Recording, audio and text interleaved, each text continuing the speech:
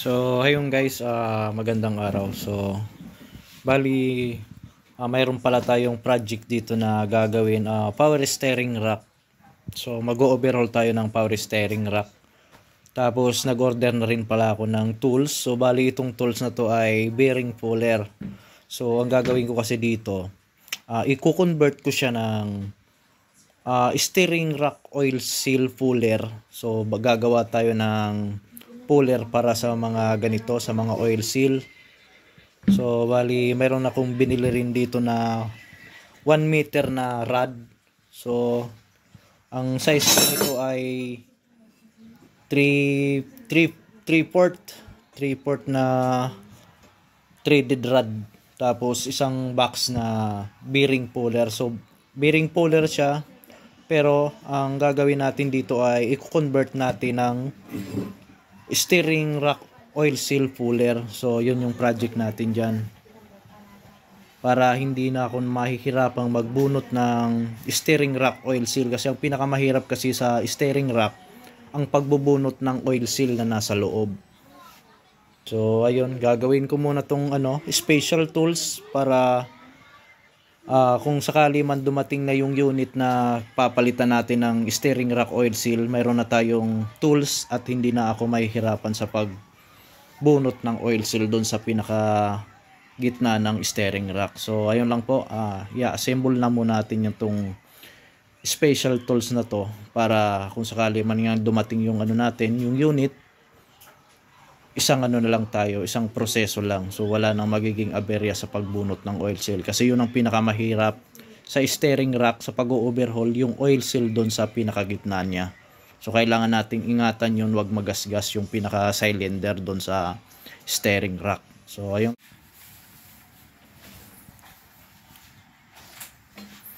Ayan guys, overtime ako dito sa ginagawa kong special tools para sa natin, power steering rack oil seal puller. So ito yung oil seal, ng power steering rack. So sinusukatan ko lang siya. So mayroon na ako ditong ginawang steering rack oil seal puller. So nagpag-bracket na lang ako ng steering rack oil seal puller natin. So bumili kasi ako ng puller, so hindi naman uubra ito. So kaya gumawa na lang ako ng puller para sa oil seal talaga ng steering rack. So para ay iwasan nating ma-damage yung cylinder ng natin, steering rack. So pag nagasgas kasi yung steering rack cylinder natin, yung tube, pwedeng masira kasi yung pump, yung piston niya dun sa steering rack. So pwedeng magasgas yung tiplon niya. So ito yung ginawa na natin. So hindi pa siya tapos, pero malapit na to. So ito yung binili ko rin na rod sa galing ng online. So ang haba niya ay 1 meter. 1 meter. So 3 piraso to. So magagamit ko pa to sa ibang project.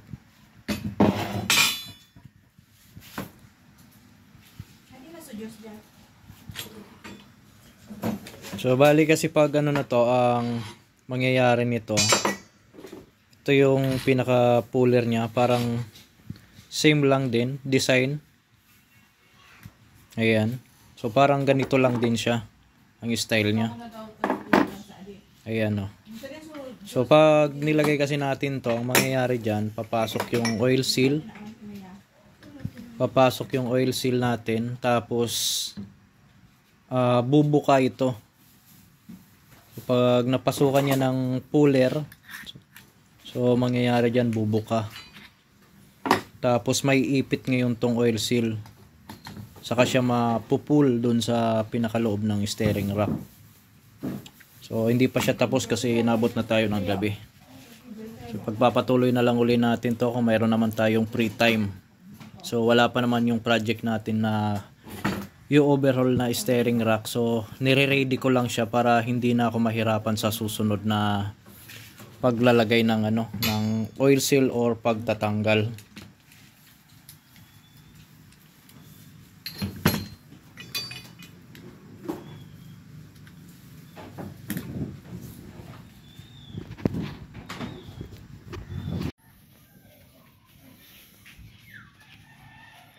Ayan mga bossing, so bali ito na yung project ko na steering rack oil seal puller. So natapos ko na yan, na wheel fabrication, tapos napinturahan ko na din. So ganyan yung niya, itsura ng mga pyesa.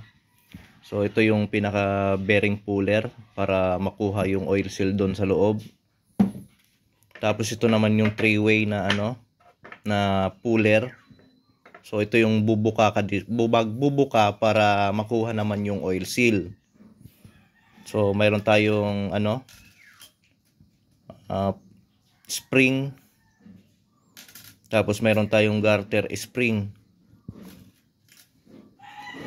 Pari snap ring, tapos garter spring, tapos isang mahabang threaded rod, tapos yung tubing natin. So ito yung magiging holder. So gagawin ko dyan, i-assemble ko muna, tapos magsasample ako ng oil seal kung paano siya mabubunot dun sa pinakagitna ng steering rack natin.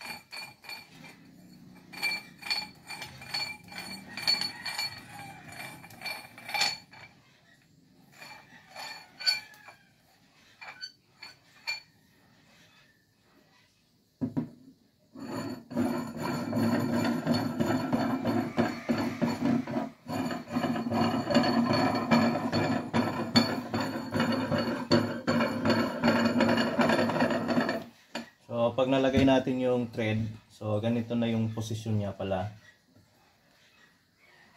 Tapos ang lalagay natin, so ilalagay na natin to sa pang lock.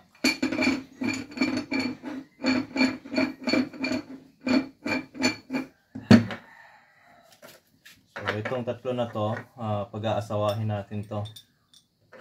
Kung mangyayari sa kanya ganito.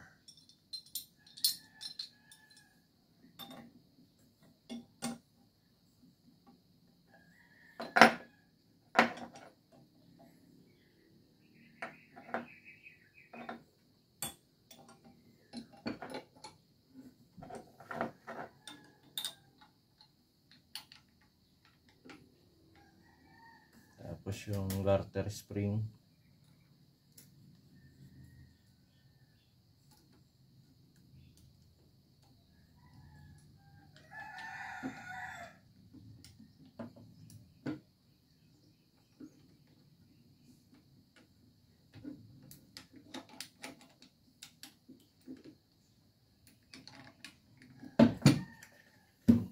Nakahuli yung ano natin, yung snap.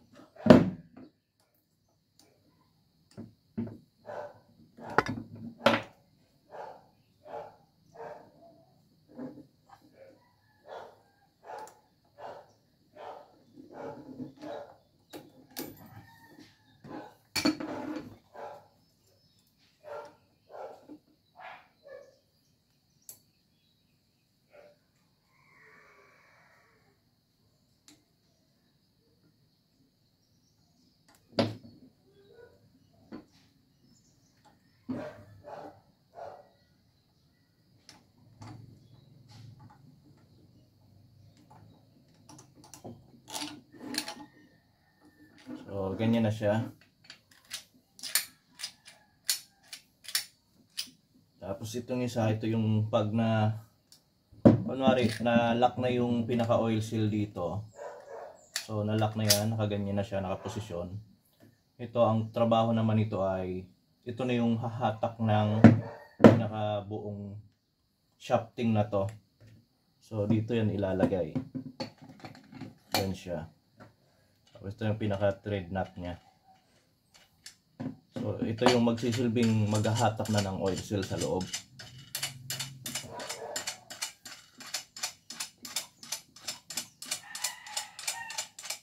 So, ganyan na yung pinaka-buong ano niya, pinaka-buong assembly ng steering rack puller natin.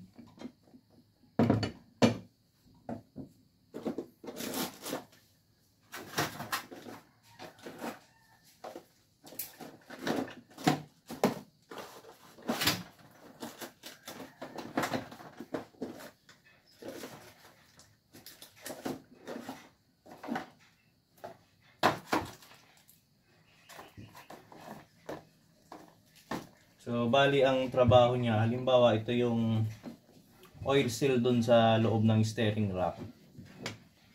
So, ang posisyon niya kasi, ganyan. So, ilulubog natin ito dun sa pinaka steering rack sa loob. So, ang mangyayari dyan, ito papasok to doon. Ganyan yung posisyon niya. Tapos habang iniikot ito, so iniikot yan siya.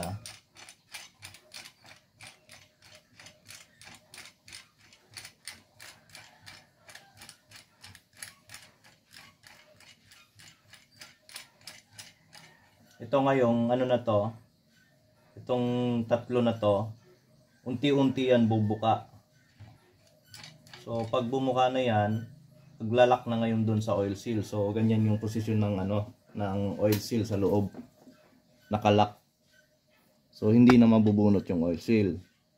Pag naglock na ngayon siya, so nakalak na siya ng todo. Ganyan ang posisyon.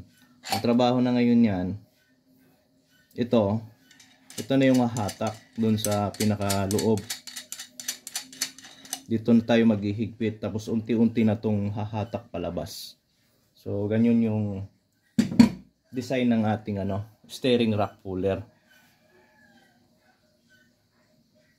So yan, thank you. Sana mayroon ako na i-share na idea dun sa special tools ng steering rack puller. So matagal na kasi ako naghahanap ng steering rack puller. Bibili sana ako kaso wala akong makita. Wala namang available sa online. Kaya nag-research na lang tayo at gumawa na rin ng ating sarili. So mayroon naman mga idea dun sa ibang ano, videos na gumagawa nito.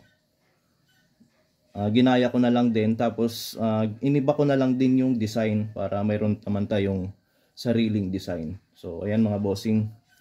Sana nakakuha rin kayo ng idea sa akin. Kung gusto niyo umorder nito, pwede naman akong gumawa para sa inyo.